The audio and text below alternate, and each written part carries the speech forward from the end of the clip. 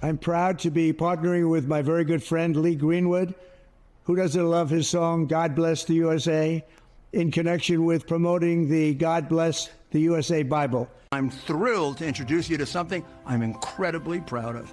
My own brand of organic specialty coffee, Rudy Coffee.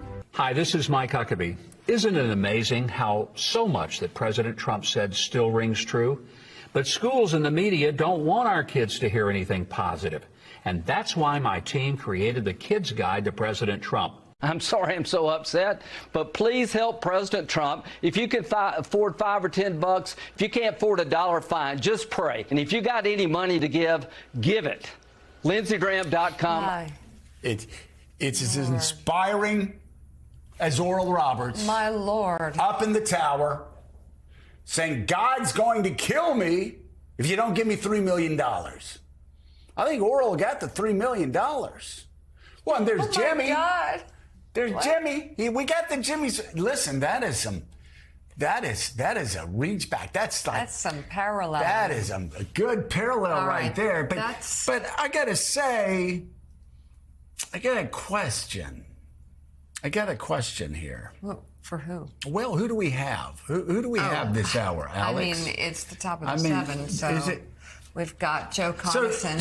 So John Heilemann, let me ask you, because I got, I don't have young kids, but so I'm just curious. So this Trump book that our good friend Mike Huckabee is getting out, the coloring book. So do we skip over the grab them by the that chapter? Do we skip over the chapter? Did the kids color that in?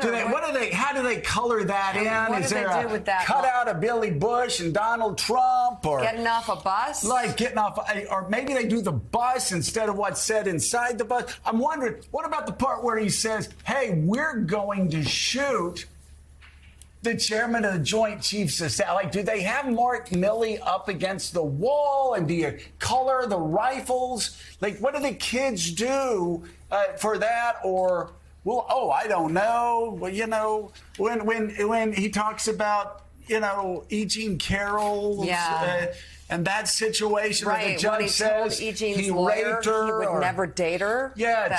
Told E. Jean's. How does that? Is that a said Meek was picture book? Bleeding badly from a face? That was a tweet. I don't know if they'd put a tweet in. What would they do? There's so many blood going down. How about that? I'm gonna suspend the Constitution, or what? Did he terminate the Constitution? Which, of course, he lies about. This is a big children's book. This is a big. I just am curious. How do we walk our children through all those chapters? I'm a little confused. Joe, I would take special pains if you eventually find yourself with young children again, which who knows? Anything could happen. You two are a magical couple. I would just say you want to avoid the chapter. There's a chapter in there about Trump's relationship with Jeffrey Epstein. You want to stay away from that chapter in particular. Hold on. With your kids. So wait a second. Are you saying then that the Orgy Island chapter? Yeah. Just cross that off the list. Cross that off the list.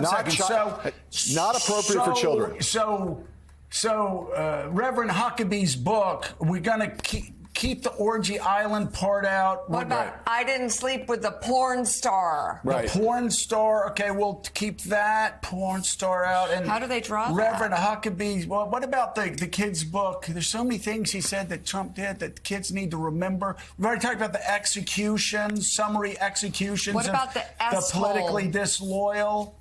Okay, so we keep those parts out. Yes, those parts out. How about throwing paper towels? Yes, there's a whole bunch of parts you want to leave out, and then I would just in general, even though they offer a version of that book that's a scratch and sniff, I would avoid that entirely. Just don't do that one. Oh my God! You are. Who do we have there? Let's bring an author and political columnist, Joe Conason, whose book is titled "The Longest Con: How Grifters, Swindlers, and Frauds Hijacked American Conservatism." And Joe, it's just come on, that medley right there, that montage. It's good stuff. It's just like a softball right across the center of the plate for you. Tell us about the book. Joe and Mika, great to see you again. I could not have asked for a better intro than that montage, although there's, I would say, an endless amount of footage of the same kinds of stuff. Endless. And while I was listening to you and John here, I looked in the index of the book and found former Governor Huckabee, and of course he's in here. As a guy who went into the business with his mailing list from his presidential campaign to market a phony cancer cure that was supposedly a spiritual cure, a biblically based fake cancer cure. And that is the kind of thing that has become rampant on the right in the last several decades. And so the book sort of tells this story of how conservatives got to the point where they are milking their own constituents for every penny that they can squeeze out of them on false pretenses, in almost every case. I mean, and the epitome of this, of course, is the former president who booked $250 million after the 2020 election by telling people that he was going to set up an official election defense fund. And of course, the money didn't go to that, but they pulled in hundreds of millions of dollars in 2 months after the election. And it ended up in a super PAC that he controls and that he can spend on anything, including, of course, his legal defense, not election defense, his legal defense, his personal legal defense.